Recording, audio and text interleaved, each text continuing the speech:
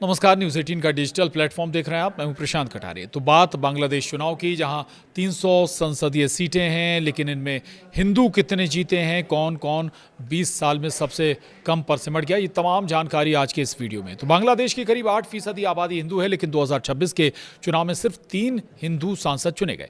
पहले शेख हसीना के दौर में ये संख्या 14 से 20 तक रहती थी। इस बार सभी विजेता BNP से हैं, जबकि जमात का हिंदू उम्मीदवार हार गया है। कुल 79 अल्पसंख्यक उम्मीदवार मैदान में थे, फिर भी प्रतिनिधित्व बहुत कम रहा है।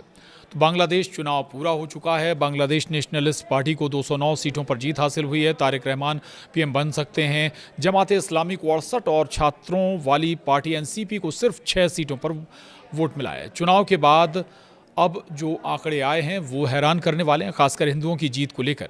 दरअसल बांग्लादेश की कुल आबादी करीब 16 करोड़ 5 लाख करीब 16.5 करोड़ है और 2022 की जनगणना के मुताबिक इनमें 1 करोड़ 31 लाख से ज़्यादा हिंदू हैं।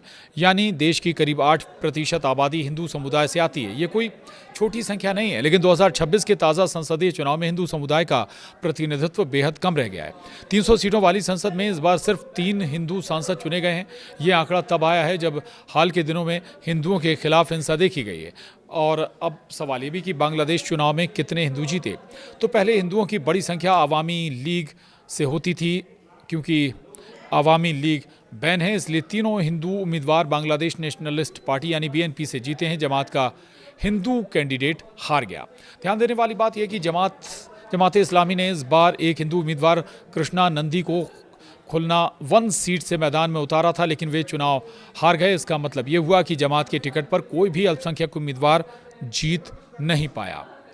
पहले क्या स्थिति थी ये भी जानिए। रिपोर्ट्स के मुताबिक शेख हसीना के लंबे कार्यकाल के दौरान संसद में हिंदू सांसदों की संख्या इससे कहीं ज़्यादा रही थी। 2009-2014 की संसद में 16 हिंदू सांसद थे। 2014-2019 में ये संख्या बढ़कर 17 हो गई थी। आरक्षित सीटों के साथ 20 तक पहुंच गई थी। वहीं 2019-2024 में करीब 14 अल्पसंख्यक सांसद थे।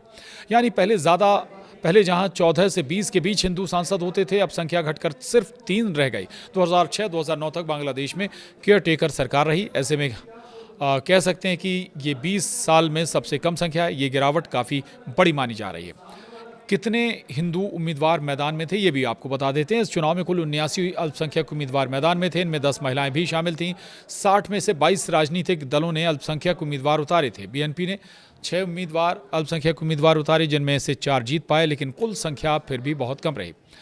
अब सवाल है अब तमाम सवाल इस पर क्यों उठ रहे हैं। तो देश की लगभग 8% आबादी होने के बावजूद संसद में 1% से भी कम प्रतिनिधित्व होना चिंता का विषय माना जा रहा है। राजनीतिक विश्लेषकों का कहना है कि अल्पसंख्यक समुदाय कई इलाकों में निर्णायक भूमिका निभाता है, लेकिन टिकट वितरण और चुनावी गणित में उनकी हिस्सेदारी सीमित रह जाती है। इसके अलावा चुनाव के दौरान सांप्रदायिक तनाव और अल्पसंख्यकों की सुरक्षा का मुद्दा भी चर्चा में रहा। वहीं बांग्लादेश चुनाव में कितनी महिलाएं जीती हैं ये भी जानिए। इस बार चुनाव में महिला उम्मीदवारों की संख्या भी बहुत कम रही। हालांकि 7 महिलाओं ने जीत दर्ज की, जिनमें ज़्यादातर BNP से थीं। जमात इस्लामी के कुछ बयानों ने महिलाओं की भागीदारी पर भी विवाद खड़ा कर दिया है। तो यह था बांग्लादेश चुनाव से जुड़ा डिटेल। आज के इस वीडियो में इतना ही।